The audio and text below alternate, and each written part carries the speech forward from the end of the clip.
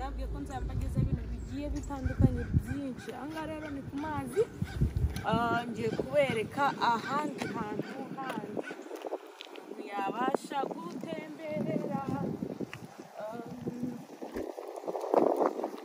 So abiwanje barimo ahangaha. I have to start it. Harakonje, niyo mpamvu mubona ameze gutya, harimo ubukonje bwinshi.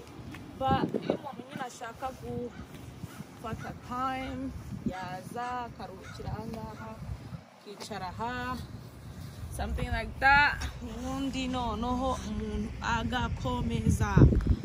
So dore ngaha ku mazi, ahantu hamwe na hamwe abantu bakunda kuvuga ngo basohokera. Hey, ndebera, dore ahantu basohokera. Reba ibi bintu, reba ibi twangukira ibishangara ibiki, ukuntu byarumye kubera ni ubukonje. Mu bukonje haba humye cyane. Intebe, reba intebe bicara ukuntu ziba zimeze. Nkuko mbabwira turi muri snow. Reba no mu mazi, ukuntu habaye. Iyo ngiyo ni snow, ariko ugezemo hariya hirya hose urabona ko harimo ubukonje hose. Nangiye kubereka, hari ibinyoni biba bigenda mu mazi, nibyo nangiye kubereka. Aha harimo n'ubwato.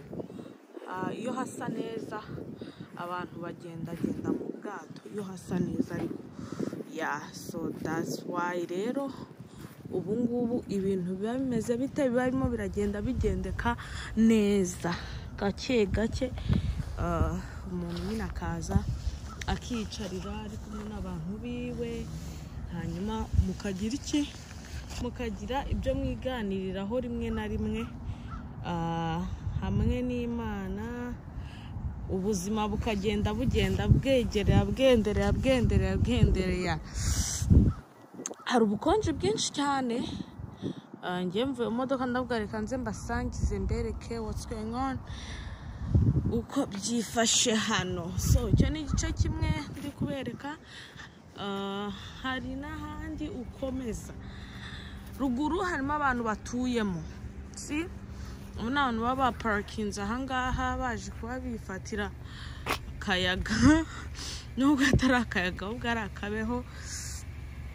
Hari n'ibendera hano, turiya ni utunuza tw'ubwato, twa tudarapo dukunze kuba turi mu mato. Guys, hano hatuyemo n'abantu. Dore amazu hariya rwose, harimo abantu babamo hariya. Ariko utambitse hariya hirya harimo ahantu hameze nka forest, ishyamba. Ushaka gukomeza hariya hirya harimo ikintu cyitwa agashyamba. Dore amazu abantu babamo. Abantu babamo hano baturiye amazi. Ubwo urumva bo rero iyo twinjiye muri sama bo biri easy, no gusohoka bagahita baza kwigira gute, kwitemberera. So nta kintu ntazabagezaho guys, narababwiye kereka icyo mudashaka. So iyo rero tugeze mu gihe cy'ubukonje, ibiti bya hano biruma, ntiwabona ikintu cyitwa ikibabi. Nta kibabi wabona pe, habe na gato. Dore reba ukuntu ibiti bya hano byabaye, intoki zanjye zakonje, nibagiye kwambara amaga none ndumva ndimo gutitira.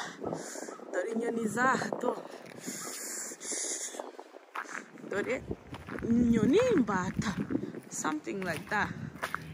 Azibonye so ntago zigira ubwoba. Dore ngizi ziriya sinzi muba muzibona neza, ziba zibereye mu mazi ziturije zimeze neza. Dore reba ukuntu ibiti byose byabaye. Hari haruguru hagiye hatuye abantu bagiye batandukanye. Ngayo nguko video yanjye y'uyu munsi, kwari ukubereka igihe cya winter ukuntu ku mazi haba hameze. My dear friend, turi nk'abantu nka babiri cyangwa se batatu. Ngayo nguko. Dore ni kuri office, yaho. In case ugize ikibazo cyangwa ukeneye gukoresha ubwato, urazamuka ukinjiramo hariya. So guys, keep in touch. Ndabakunda cyane, mukomeze munkore subscribe, share, comment. Nzagenda mbagezaho ibintu byinshi bigiye bitandukanye by'ubuzima bugiye butandukanye bwo muri Amerika. Ndabakunda. Hasta la vista.